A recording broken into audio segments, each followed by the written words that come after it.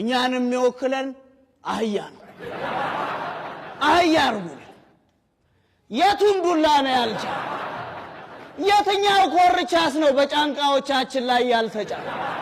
የቱስ ገመር ነው እንዳንሄድ በእግሮቻችን ላይ እንዳናወራ ባፋችን ላይ ሉጋም ያለ?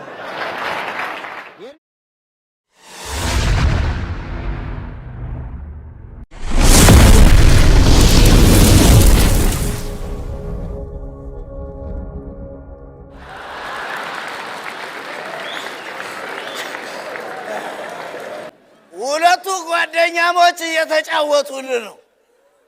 እኔ የምለው ቆይ ግን ዶላር ስንት ገባ አለው። ጓደኛ በባንክ ነው በብላክ ነው ሲለው ጓደኛም ቢል ጥሩ ነው እሱን ቶ ሁለቱም ዋና መስሪያ ቤት ጋር ስለሚሰሩ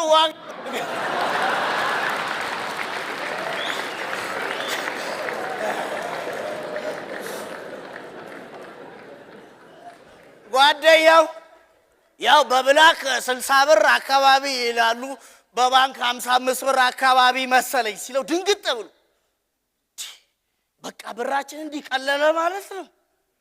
ቆይሽ ብሩን አውርደው ምን ሊያረጉት ነው ሲለው ጓደኛው አምባሳደር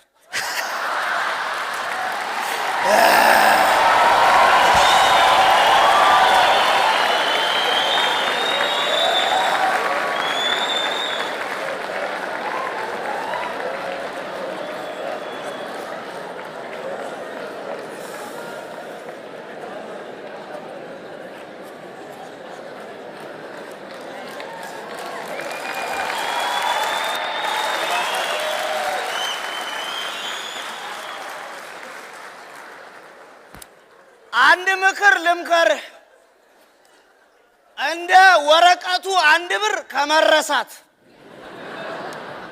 እንደ 5 ብር እያለ ካለመታወስ ፈጣሪ ይጠብቅ።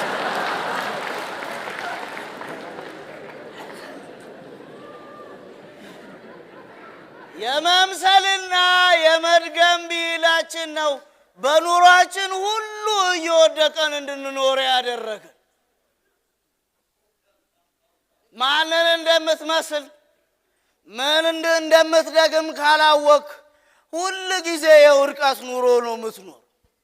ምን ጉድጓድ ውስጥ ሆኖ እኮ ጉድጓድ አይቆፈርም መወጣጫ ይበጃል እንጂ።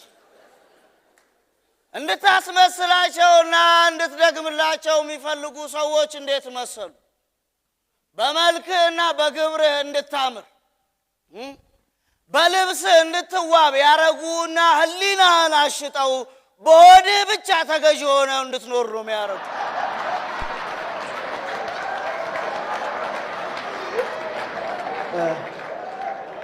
የዚህ ሰፈር ትክክለኛ የኑሯችንን ምሳሌ የሚያሳይ አንድ የዚህ ሰፈር ገጠመኛል። አንዱ ድራፍቱን ቀምቅሞልህ ማታ በጨለማ ሲሄድ ደንብ አስከባሪዎች ያገኙታል። ቁም ምናምን ብለው ኪሱን ሲፈትሹት ምንም የለውም የተለቀቀ ቤት በለው። በእልህ ስብርብር አድርገው መሬት ላይ አነጠፉትና ከዚህ በኋላ ሁለተኛ ብታመሽ ብሎ አንዱ ታጣቂ ዱላውን ሲሰነዝር ሰካራሙ ከታች አይኑን አይጨፍንም። ታጣቂው ምን ቢል ጥሩ ጭራሽ ትመክታለህ?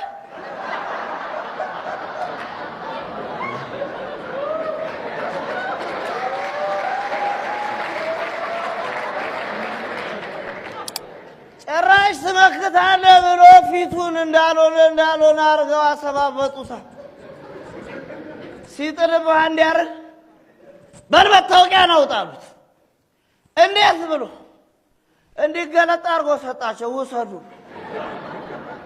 ታጣቂው ፎቶን እያየ ሰውየውን ሲያመሳስለው መታወቂያው ላይ ያለው የሰውየው ምስልና ከዱላው በኋላ ያለው የፊቱ ገጽታ አይገናኝም። ደንብ አስከባሪው ድጋሚ ሌላ ወንጀል የሰው መታወቂያ ይዘህ ነው የምትዞረው?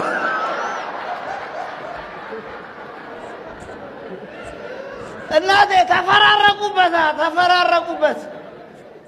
የዚህም ሰፈር ሰው ኑሮ እንዲህ ነው የተፈራረቀበት። አቤት ከባድ እኮ ስንቱን ጉድ መሰለ የቻለው። አንዱ ጠጅ ቤት ሰላይ ነኝ ይለናል። እኔ የምለው ሰላይ ነኝ ብሎ መሰለላል እንዴ? በማን ብድግና የስኳር ጠጅ ነው አይደል የምትጠጡት ይለናል። እማማልጣ እሱንማ እየጠጣህ እያወቅኸው ነው።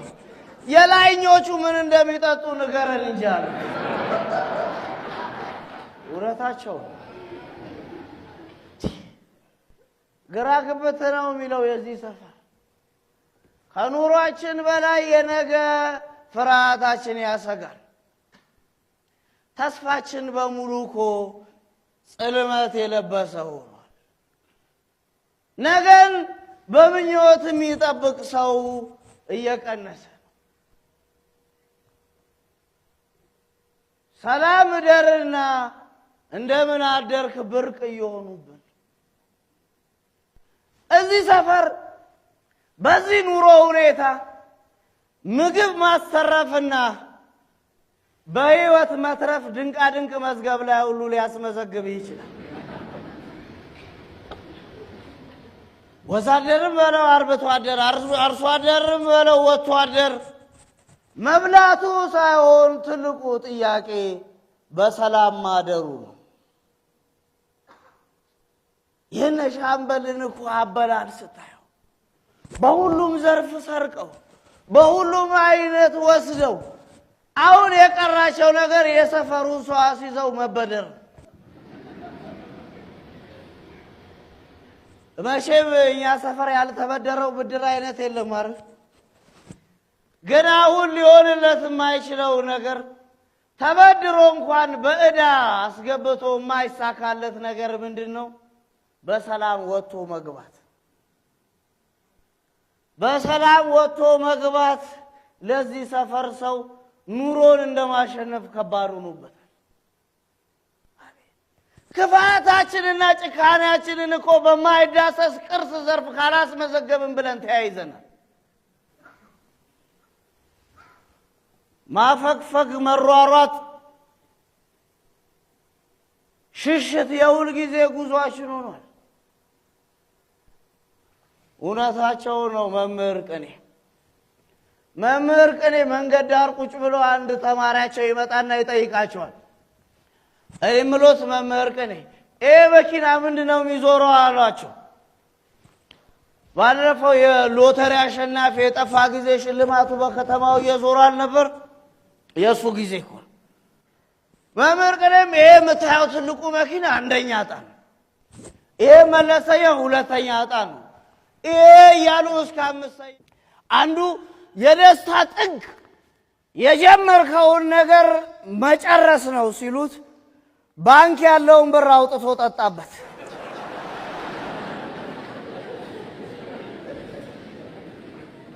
እኛም የደስታችን ጥግ መጨራረስ ይመስል በፍርሃትና በስጋት ተሸብበን ጦር እንማዘዘዋለን፣ ቃታ እንሳሳበዋለን፣ ለነገ ሳንል ቂም ሰባሪ ቃላትን እንሰናዘረዋለን።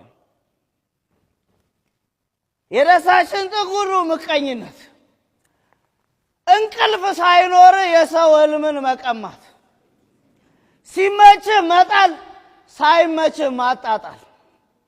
አንዱ ለአንተ ትልቁ የደስታ ጥግ ምንድን ነው ሲባል ረጅም ሰልፍ ተሰልፈህ ልክ አንተ ጋር ደርሶ ከአንተ በኋላ ያሉ ሰዎች ተመለሱ ሲባላል።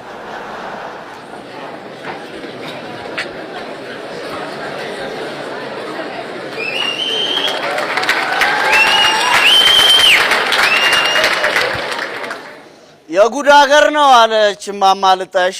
የእማማ ልጣሽ ሌባው ልጅ ገና ጠጅ ቤት ሲገባ ተንበርክኮ ይቅርታ ይጠይቃል። ምነካ መንፈስ ምን አጠፋ ሲባል በኋላ ለማጠፋው ቀብድ ነው። የድሩ ባለስልጣኖች እስከ መቼ ድረስ ነው የይቅርታ ቀብድ የሚሰጡት? የጉድ ሀገር ነው አለ ሰውየው ቢጨንቀው ነው። ባል በሁለት ነገሮች ይቸገራል። አጥር የጣሰ ጅብ ከብት ይበላበታል። አጥር እየዘለለ ውሽማ ሚስቱን ይተኛበታል። በዚህ የተጨነቀው ባል ወደ ሰፈሩ አንጋፋ አዛውንቶች ጋር ሄደው አረ እንደዚህ አይነት ችግር ገጥሞኛል ምን ማድረግ አለብኝ ሲል በአጥሩ አጠገብ ጉድጓድ ቆፍርና ሰንበሌጥ ሸፍኑ አሉት። ባልም ታዛዥ ነው እንደተባለው ያደርጋል። እንደለመደው ጅብም አጥር ሲጥስ ውሽማም አጥር ሲዘል ጉድጓድ ውስጥ ይፋጠጣል። በጠዋት ባሌን ጉዳይና አዛውንቶቹን ሰብስቦ ጉድልኝ ይሄን የጉድ ሀገር ምን ላደርጋላቸው ሸልል አሉት። ምን ያለው ደግ ቀን ምን ያለው በጎ ቀን ግጥምጥም አረጋው ሁለቱም ባንድ ቀን አለ።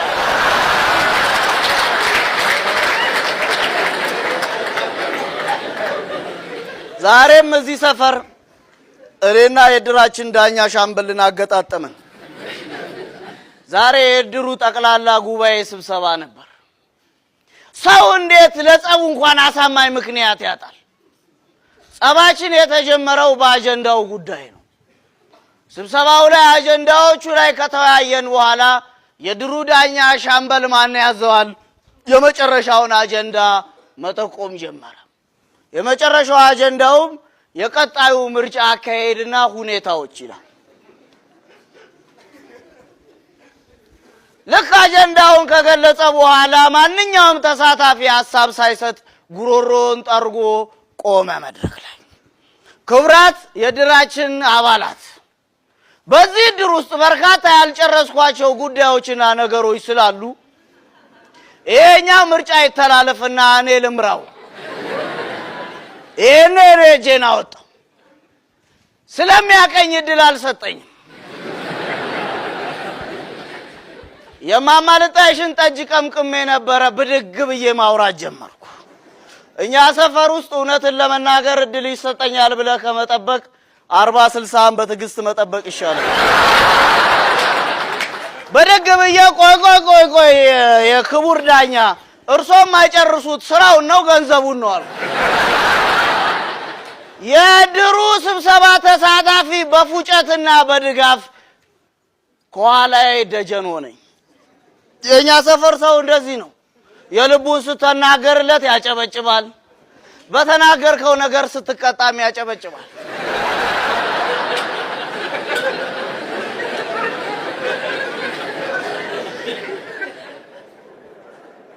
ያ የድሮ የለመዱት ይሻላቸዋል። የድሮ የለም ደረጃ በደረጃ እያየነው ነው።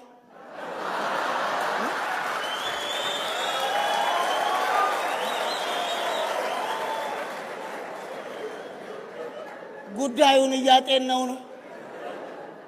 የሚመለከታቸው አካላት መፍትሄ የሰጡት ማስተመለከቱን መጀመሪያ በቅጡ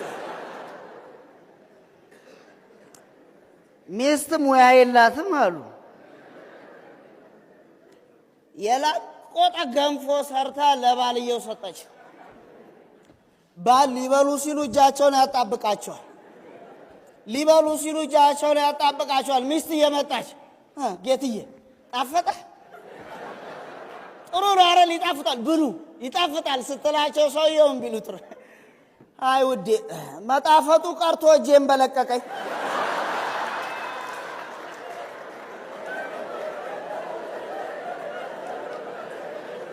እኛ ያልነው ሲያረለም ይሄን እኮ ነው ያልነው። ሌላ ያልነው ጉዳይ አለ የጠየቅነው።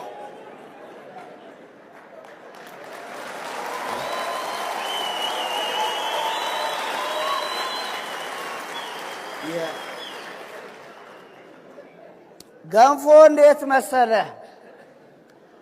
አንዱ ገንፎ እንዴት ይበላል ሲለው ገንፎማ ወጋ እያረክ ነው አለ ጓደኛዬ። ገንፎ ደግሞ እንዴት ይወጋል?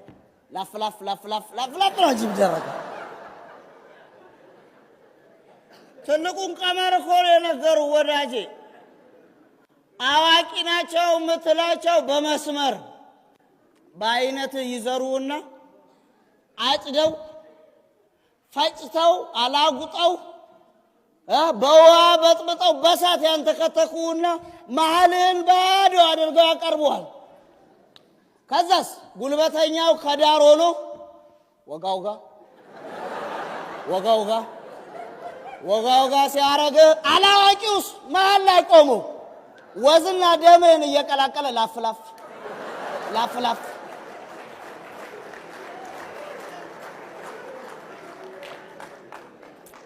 ወዳጄ በጥንስሱና በእርሾ ወቅት መጠየቅ የነበረብን ጥያቄ እንጀራው ተጋግሮ ለማዕድነት ከቀረበ በኋላ ብታነሳውና ብትጠይቅ ጎራሽ እንጂ መላሽ አታገኝ።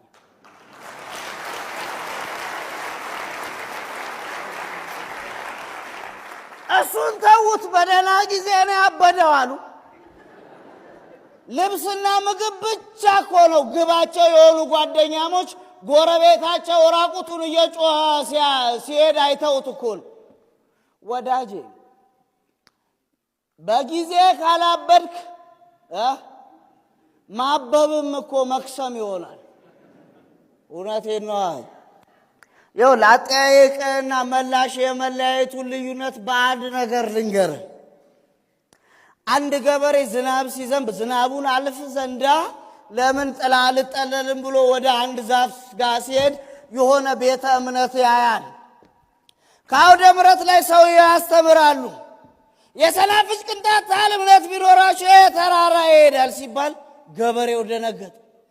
ሰናፍጭ እችን ምታ የዚህ ያህል ደካማ አዘነ። ለዚህ ካፊያ ነው እኔ ዛፍ የተጠለልኩት ብሎ ሄደ። ይሞላል ያለው ወንዝ ሞልቶ ጠበቀው፣ ግን ዝም ብሎ ተሻገረው። ምንም አልሆነም። ገረመው። ለሚስቱ ሄዶ ነገራት። ዛሬ ያየሁት የሰማሁት ጉድ እንዲህ ብለው እኮ ሰውዬው ወንዙ ሞልቶ ተሻገሩ። እኚህን ሰውዬ ምሳ ጋብዝልኝ ቤት ያለች ሚስት ተመልሶ በዛው በሞላ ወንዝ መጣላ። ምንም ሳይሆን ተሻገረ። ሲወጣ ሰውዬው አስተምረው ሲጨርሱ አገኛቸው። እንደው ጌትዬ ቅድም ያወሩት ነገር እንደው ነክቶኛል። ሰናፍጭ እኔ ገበሬ ነኝ ምንም አላውቅም። ሰናፍጭ ግን እና ሚስቴ ምሳ ልትጋብዞት ትፈልጋለች አሏቸው። በደስታ ብለው መጡ። እያወጉ እየመጡ እንግዲህ ገበሬው ላፍላፍ እያረገ ተሻገረው ወንዙ። ዞር ብሎ ሲያያቸው ሰውየው ቆመዋል። ጌትዬ ይምጡ እንጂ ሲላቸው እንዴ ወንዙ ሞልቷል እንዴ እርሱ አይደል ቅድም ያስተማሩት ሰናፍጭ አሉ እኮ ሲላቸው እንዴ ተሻገሩ እንጂ ጌታዬ ሲላቸው ምን አሉ? አይ አንተ ሰው እኛ እናሻግራለን እንጂ አንሻገር።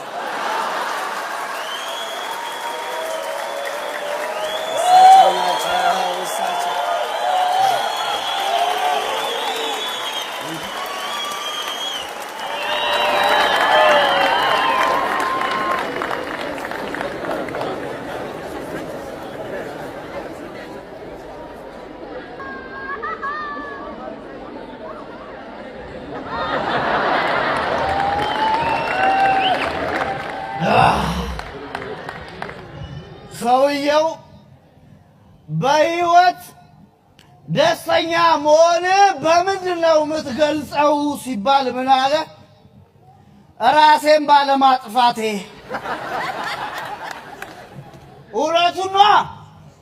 እዚህ ሰፈር ትልቁ የህይወት ትርጉም ተደርጎ የሚወሰደው ምንድን ነው? መኖር። ሳቅና ደስታማ ቅንጦት ከሆኑ ቆዩ። ጭራሽ በተረታቸው ይደግፉላል የሞተ ተጎዳ ብለው። አሪያስ እዚህ ሰፈር መኖር ብቻ ትልቅ ነገር እኮ እነ ሻምበልን ይዘን መኖራችን ሁሉ ሊያስመሰግነን ይገባል። ምንም አላረኩትም። ብድግ ብሎ ሰካራም የማንም ጠጃ ምንን አይናገረኝም ምናምን ብሎ ብዙ ማላስታውሳቸውን ዘርፈ ብዙ ስድቦች ሰድቦኝ ሄደ። ያረኩት ነገር ቢኖር ማማለጣሽ ጠጅ ቤት ለንክስ ቁጭ ብለን ሻምበል ከማዱ ኮርቃ ለባክህ ጠጋ በላሉት። እኔ አፌ አርፍም አይደል ይደርሳል እጁ ረጅም ነው አልኩኝ። ሐሜት አይደል ውሸት አልተናገርኩ ያኔ ያልኩት። ተነስቶ ወርዶብኝ ሄዳ።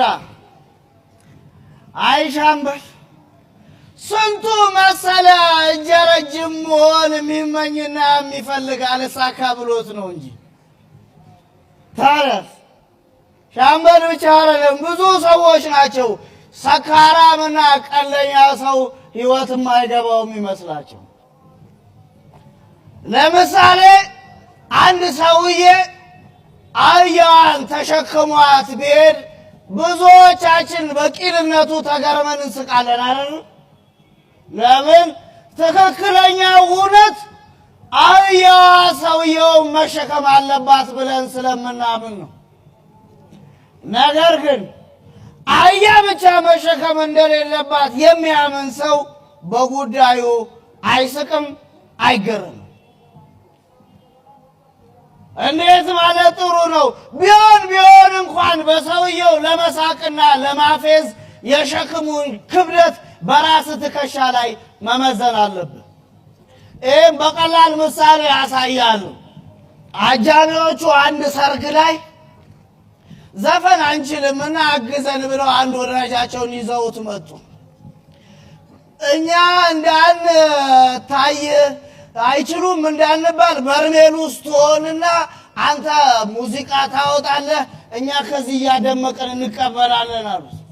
ተስማማ። ሰውየው በርሜል ውስጥ ከተው ከደኑት። ተጀመረላ ሰርጉ ላይ ለካ ሰውየው የገባበት በርሜል የቆየ ስለሆነ ጉንዳን አለው። አረ ጉንዳን በላኝ ሲል አጃቢ በሙሉ ጉንዳን በላው። አረ ጎበዝ ጉንዳን በላኝ፣ ጉንዳን በላው።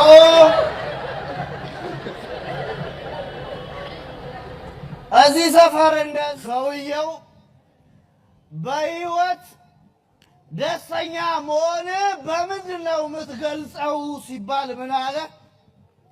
ራሴን ባለማጥፋቴ። እውነቱን ነው። እዚህ ሰፈር ትልቁ የህይወት ትርጉም ተደርጎ የሚወሰደው ምንድን ነው? መኖር።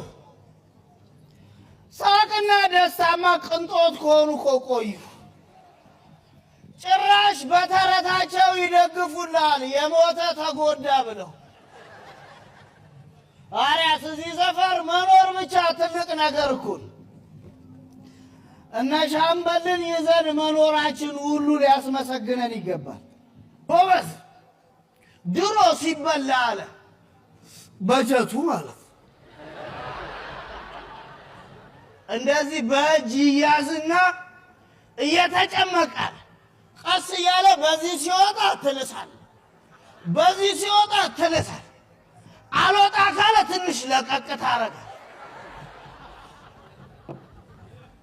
በዚህ በኩል ህዝቡን ትይዛለህ።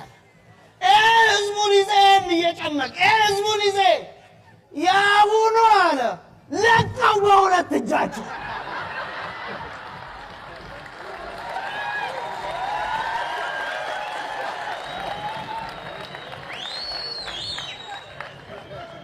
ጎበዝ መበላቱ ይቅር፣ ቢያንስ እንደ ድሮ እንደዚህ አይናችንን ያዙልኝ።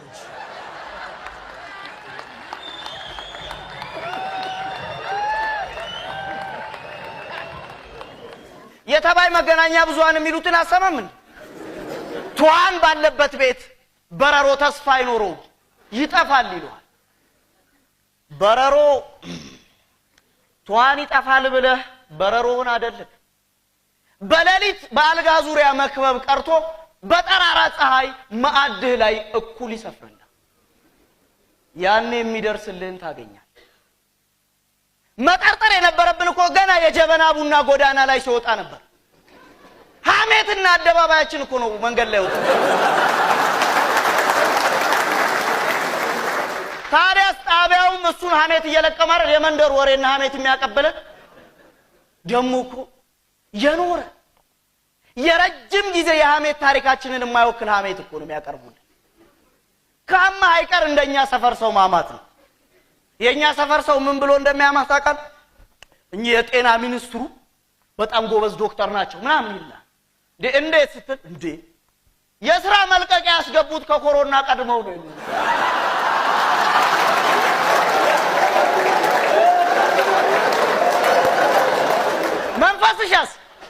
መንፈስሽ አንዱ ጋር ደውላ የት ነህ ስትለው ምን አዲስ ግን መኪና ገዝቼ እኮ ገራጅ እያስመረመርኩ ነው 3 ሲለው እንዴ ኮሮላ ነው ኮሮና ነው ገዛው ያለ ታዲያስ በሚዲያ ከቀረብክ አይቀር እንደዚህ እንደኛ ሰፈር ሰው በደንብ ማማት የሰላም ሩጫ ሚል ማስታወቂያ ስትሰማ ደግሞ ከማን ታንሳለህ አንተም ትንተናን ትጀምራለህ እኛ ሩጫውና አሯሯጡ ማሽጠፋበት የሚያሯሩጡን ያዙልን ያለ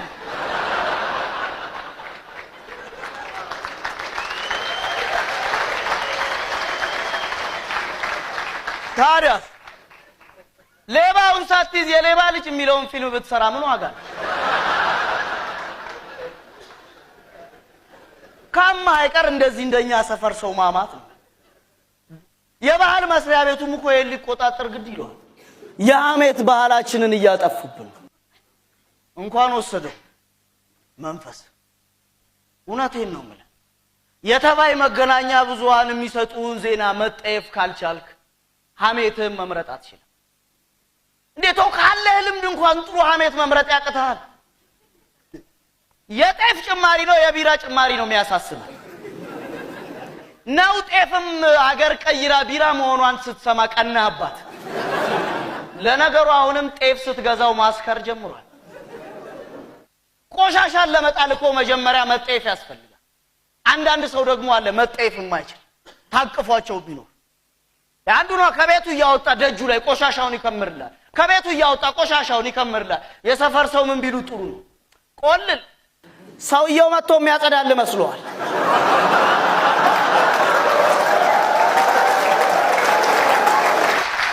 አቤት አቤት ተጣራ መሰለኝ ሲጠሩት አቤት ሲልኩት ወዴት እንግዲህ ተዘጋጅ የፍራሽ ባለቤት ብሏል አቤት አቤት ማማልጣሽ ሌባው ልጅ ገና ጠጅ ቤት ሲገባ ተንበርክኮ ይቅርታ ይጠይቃል ምንነካ መንፈስ ምን አጠፋ ሲባል በኋላ ለማጠፋው ቀብድ ነው